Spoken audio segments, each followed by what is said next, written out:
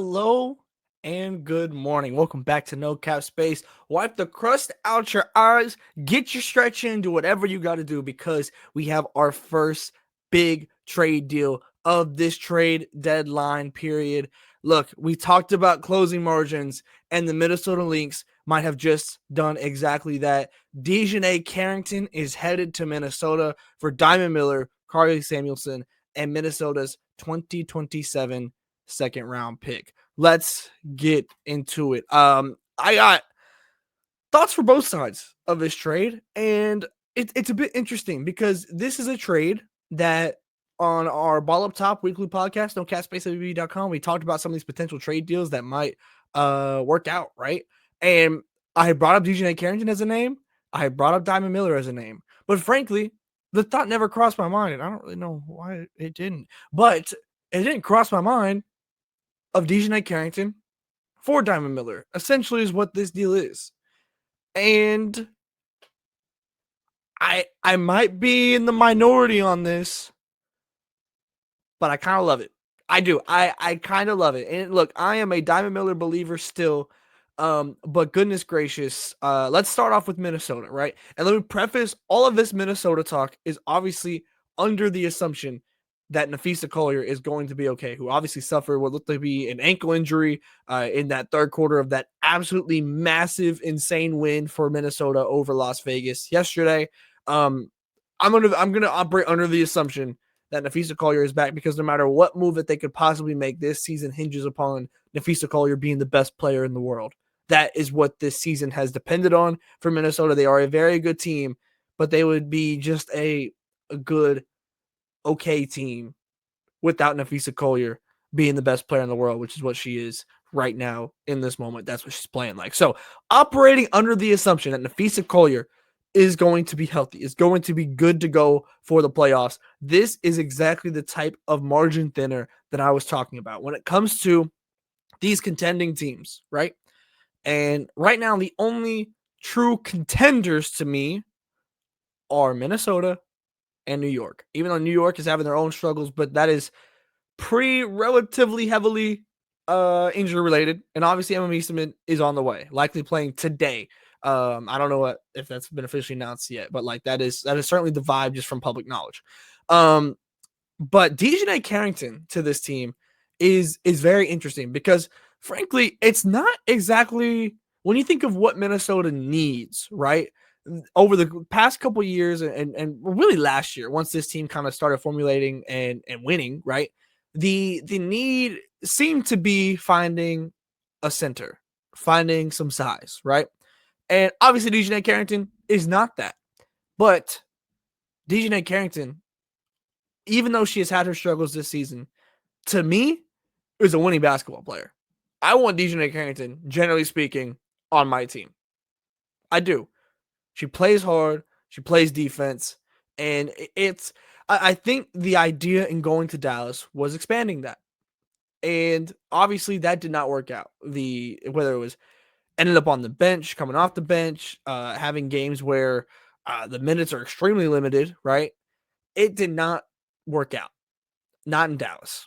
And so you're essentially seeing Dijonai Carrington, in my eyes, going back to the same role that she was in Connecticut, where she thrived. She thrived, right?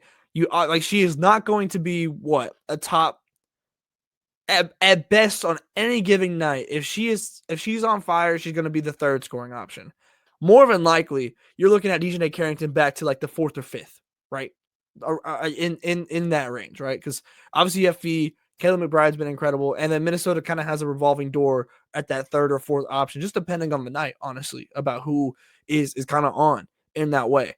But what you are allowing Dijonai Carrington to do is come and do what she does best, and that is locked down on the perimeter. That is contest shots at the rim whenever she's trailing, and like that is a thing that maybe isn't inherently a need, but I think Minnesota absolutely got better because Diamond Miller wasn't even really playing, right?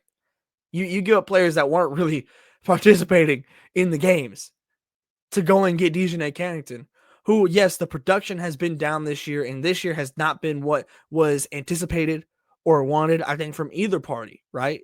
From Dallas or Dijonai. But you go and you place her back in a winning environment, back in a role that she's familiar with, and with a coach that loves her some defense in Cheryl Reeve. I think that this is exactly the type of move that Minnesota maybe not needed to make, because right now they are head and shoulders above everybody, right? And at this point, as exciting as the Emma Meesman signing was and is, you have to see it from New York, right? And to see if that's even like a possibility that they can get this all together. Because right now it's been rough since Stewie has gone out. It's been rough, even though Stewie hasn't been her top tier self this entire season. It shows how good Stewie still is, even with that standard, right? But this is the move for Minnesota that, to me, if you are trying to quote unquote match the Meesman signing, it's different, right? But it is very Minnesota coded in the way of, when you look up and down this roster, how do they build it? They welcomed in the people that were pushed out from other programs, right? Kayla McBride, Courtney Williams, Dijonai Carrington, or maybe not pushed out, right? Has certainly, for whatever reason it may be, and I'm not like assigning a blame here, right? For whatever reason it may be, was pushed out of the rotation essentially in a whole lot of ways. And Minnesota has gone and gotten her again for a player that hasn't been playing in Diamond Miller. So I love this move. It's not going to be like maybe some earth-shattering impact again in the way that like an Emma Meesman to New York was, but this is a very Minnesota-coded move in terms of the players that they have built this roster with. And Dijonai Carrington is absolutely a winning player. And seeing her in Minnesota is something I can get behind. I want to talk about Dallas a little bit as well. So here's the thing. I saw some initial reactions questioning this move. And I understand to a point. Okay. But I don't know if you see this hat right here. Thunder Champions. Okay. I'm familiar with how you want to try and rebuild. Just a little bit. Okay. Let me tell you what Dallas needed to be looking for at the deadline. Because you have a couple players on this roster that seem like you could go and get something for them. Dijonai, Maisha Hines-Allen, so on and so forth. You want to trade your vets for young players with upside or draft picks. And draft picks are hard to come by in the WNBA. And especially now, I think people are valuing them more than ever. To go and get Diamond Miller, to me, it is roughly equivalent to going and getting a late first round pick, second round pick right now, in terms of the potential upside. Diamond Miller has had, you could say, roller coaster, I guess, of in a program at Minnesota that has normally been one of the better ones when it comes to development, just in terms of giving rookies actual time to go in and not even just rookies, but like just players in general, like giving them the time and space to go and become the player that they're going to be. And it felt like on court, Diamond Miller, for whatever reason, never got that kind of consistent chance in Minnesota. But, I mean, I saw it firsthand in Dallas. At the beginning of the season, Diamond Miller had a great game. And so when you look at this roster for Dallas, right, your three, again, and I've talked about this with Rakia some, but like the three is a pretty weak positional group in the WNBA, because you feel like those players either become ball handling guards that are on the ball a lot, or they become fours. And so Diamond Miller could come in here and potentially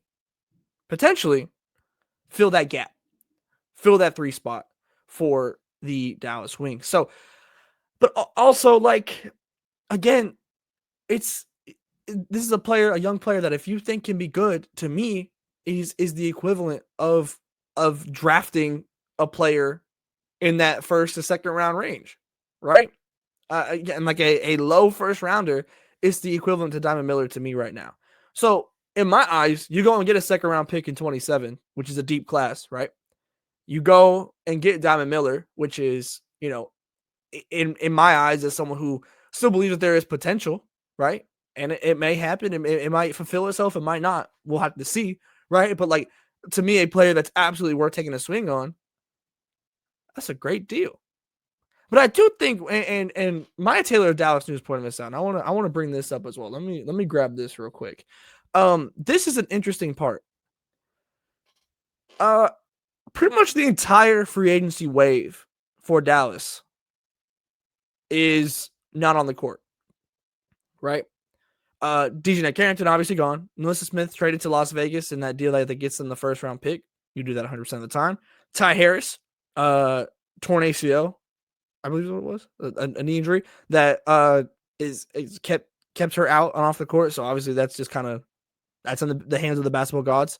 And Maisha Hines-Allen, who honestly I won't be surprised if we see her moved as well.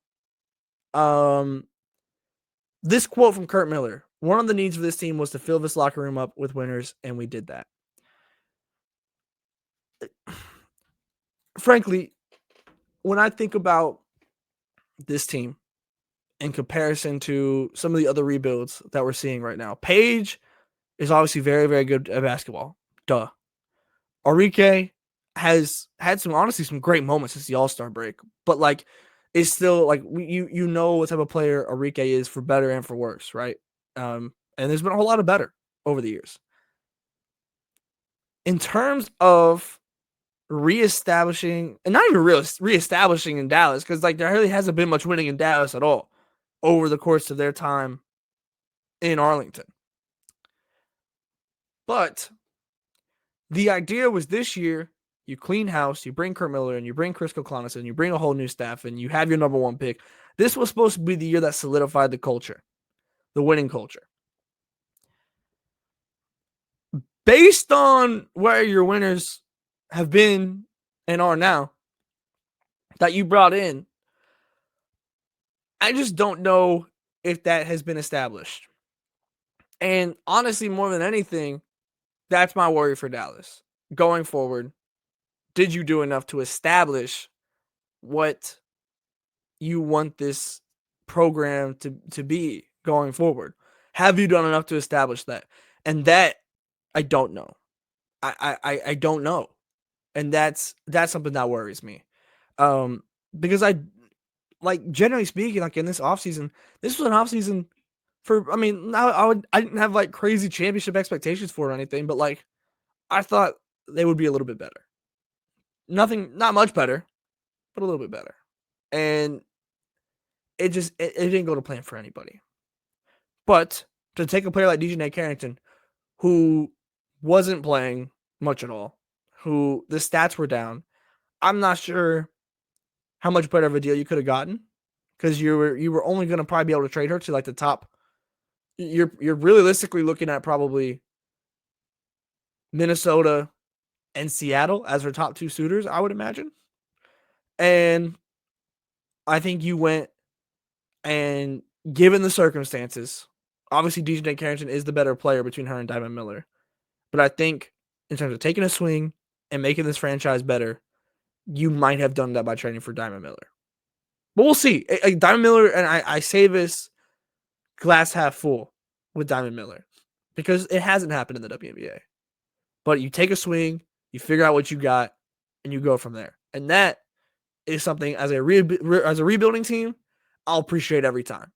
Go take your swing. I can get with that every time. But folks, we'll certainly have more thoughts on this. We'll certainly have more thoughts if this, hopefully, fingers crossed, this is not the only deal. I want to be doing as many emergency videos as I can, talking to y'all as soon as the news breaks. That's what I'm trying to do as we build up to the trade deadline. So fingers crossed for that. But look, to make sure that you're up to date with everything going on with the trade deadline, you got to make sure that you're tapped in here on No Cap Space. So make sure you're subscribed here, hit the bell, be notified.